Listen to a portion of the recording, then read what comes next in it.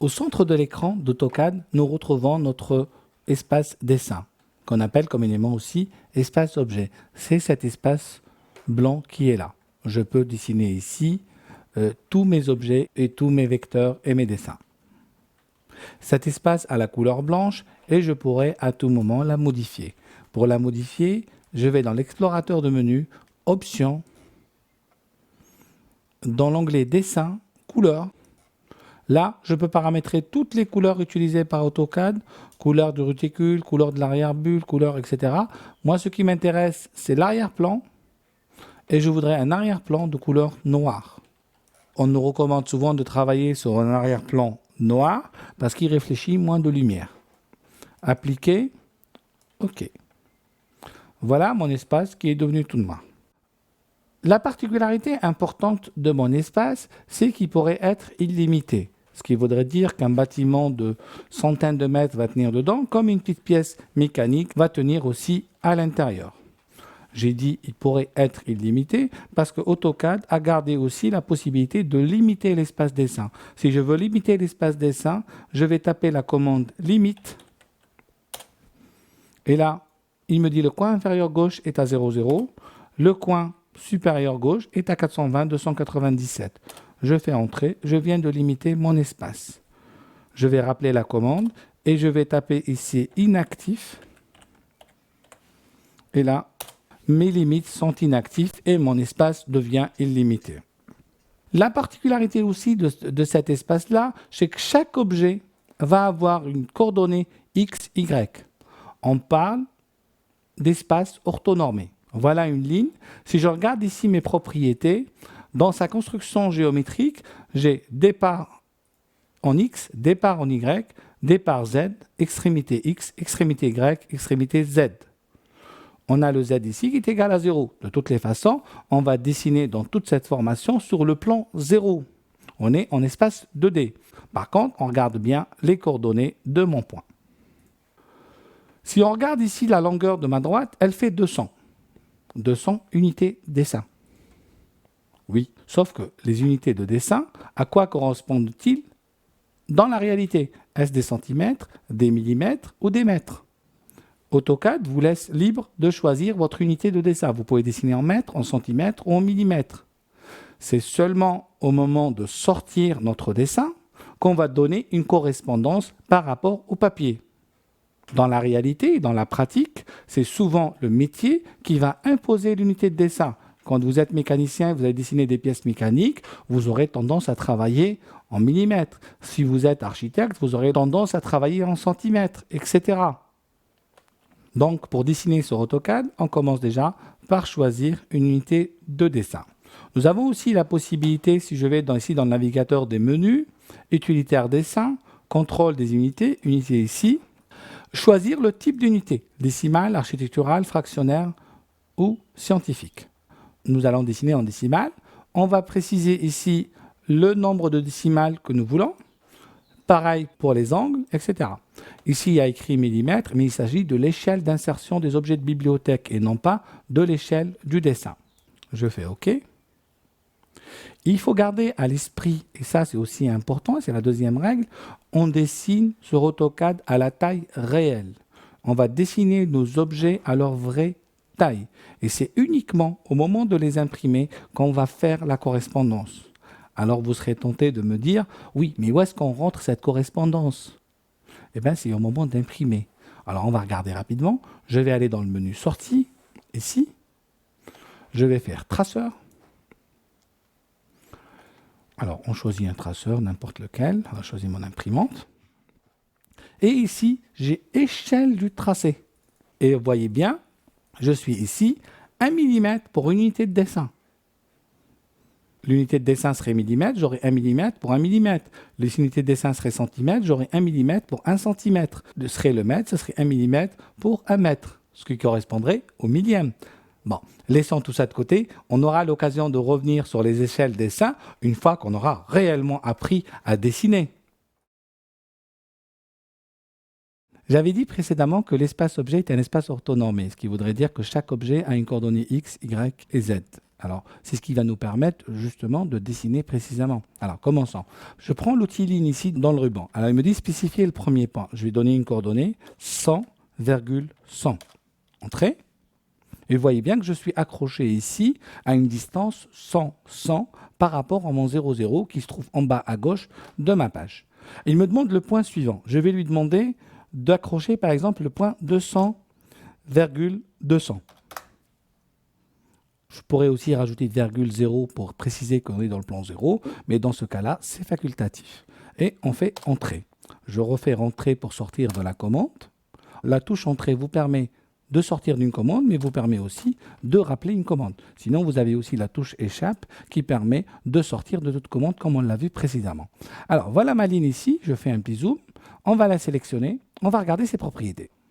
Si on regarde bien ses propriétés, on voit bien qu'elle a un point de départ ici, X, Y, et elle a un point d'extrémité, 200, 200. Et on regarde ici son angle est de 45, forcément, c'est une droite qui est en diagonale. La longueur est de 141, quelque chose. Une remarque me vient à l'esprit, c'est celle de dire j'ai utilisé la touche virgule et non pas le point du clavier numérique. La réponse est toute simple, c'est qu'on va réserver le point pour les décimales. Si j'ai besoin de tracer une ligne qui partirait d'un 100.45, Y qui serait 200.23 par exemple, j'ai une décimale de 23. Et voilà, le point suivant, je vais faire 200,200. Et ça devrait tomber au même point ensemble, puisque le point 200, 200, il est là. Et vous voyez ici, en sélectionnant ma droite, que mon coordonnée de x, c'est 100.45. Ce qu'il faut retenir ici, c'est que la virgule sépare les xy et le point sépare les décimales. Passons maintenant un peu plus loin. Nous avons dessiné ici avec des coordonnées absolues. Sauf que nous, quand on dessine, on n'a pas besoin d'aller chercher toujours notre point par rapport à un 0,0 qui se trouverait au coin de la table. Je voudrais dessiner en me libérant de cette contrainte-là. C'est pour ça que dans AutoCAD, nous avons aussi ce qu'on appelle les coordonnées relatives. Ce qu'on vient de faire ici, c'est les coordonnées absolues, et on a aussi les coordonnées relatives. Alors, comment ça se passe dans les coordonnées relatives? Prenons encore l'outil ligne. Je vais cliquer un point n'importe où. Point. Je voudrais que le prochain point soit à une distance de 100 en X et 0 en Y, une droite horizontale. Pour cela, tout simple, on va utiliser l'arrobase et on va taper 100,0. Le fait d'utiliser l'arrobase lui indique tout simplement que mon prochain point se trouve par rapport au dernier point désigné. Je valide, je fais Entrée. Alors pour les sceptiques, nous allons revenir dans la palette propriétés et on verra bien que notre droite fait bien une longueur de 100. Vous voyez bien que ces coordonnées en absolu ont été calculées et nous avons rentré des coordonnées relatives. Alors, fort de ces informations-là, nous allons dessiner maintenant un rectangle, par exemple, qui aurait une longueur de 100 avec une hauteur de 20. Alors, on va prendre ensemble l'outil ligne. Je clique mon premier point n'importe où et je voudrais progresser ici de 100. Alors, comme tout à l'heure, arrobase 100,0. Entrée. Mon prochain point se trouve en haut ici à une coordonnée de 10. C'est arrobase, en X, nous allons être 0 parce qu'on ne progresse pas en horizontal, virgule 10. Je n'ai pas fait moins 10 parce que moins 10, ça serait partir vers le bas. Mon prochain point, il est là. Ça serait arrobase. Si nous mettons 100, on ira sur la droite, il serait comme ça. Alors, pour cela, je vais faire moins 100. Moins 100,0. Entrée. Et mon dernier point, arrobase, 0x parce qu'on ne progresse pas en horizontal, virgule, moins 10. Et voilà mon rectangle qui est dessiné, qui fait bien une distance de 100,10. Alors, encore une fois, sur AutoCAD, il est encore plus facile de dessiner que ça. Ce qu'on vient de présenter là, ce sont les bases du dessin, mais il existe aussi des raccourcis pour pouvoir faire la même chose, mais plus facilement. Mais une fois qu'on a compris, bien sûr, à quoi servent les coordonnées relatives et absolues. Alors, pour cela, je vais aller activer en bas, parce que tout à l'heure, j'avais tout désactivé pour les besoins de l'exercice. Ici, le mode ortho. Le mode ortho, comme son nom l'indique, quand j'ai une ligne, ne me permet de dessiner qu'en horizontal ou en vertical. Mon angle est égal à 0, 90, 180 ou 270. Donc, une fois que le mode ortho est activé, je clique, je tire sur la droite. Le fait de tirer sur la droite, ça voudrait dire tout simplement que mon y est égal à 0. Et je vais rentrer 100 uniquement. Entrée. Je tire vers le haut sans cliquer, je vais rentrer 10. Je tire sur la gauche sans cliquer, je rentre 100. Et je tire vers le bas sans cliquer et je rentre 10. Et voilà, je viens de faire la même figure, en dessinant que le mode ortho. Mettons en pratique ce qu'on vient d'apprendre là. On va ouvrir une pièce qu'on va essayer de dessiner ensemble. On va faire ouvrir. Dans Illéforme, on va prendre la séquence 2. Ouvrir. Voilà. On a ici des lignes à dessiner. Je vais prendre mon outil ligne. Je vais commencer par là. Donc je clique ici. Ortho est bien activé. Je vérifie qu'Ortho est activé. Ici, j'avais désactivé les aides pour les besoins de l'explication de tout à l'heure. Et là, je tire sur la droite et je vois que j'évolue de 20. Je tape 20, entrée. Là, je suis en haut. Donc là, je monte de 80. 80. Je reviens de 30 sur la droite. Je descends de 80. On revient ici de 80 sur la droite. On descend de 10. Je reviens dans ce sens-là de 80 encore une fois. Je redescends vers le bas de 80. On revient de 30. Vous voyez, la pièce elle est assez régulière pour la facilité de l'exercice. Nous remontons ici de 80. Je reviens de 20. Et je pourrais remonter encore de 20. Une petite astuce, si vous regardez en bas, il vous dit spécifier le point suivant ou.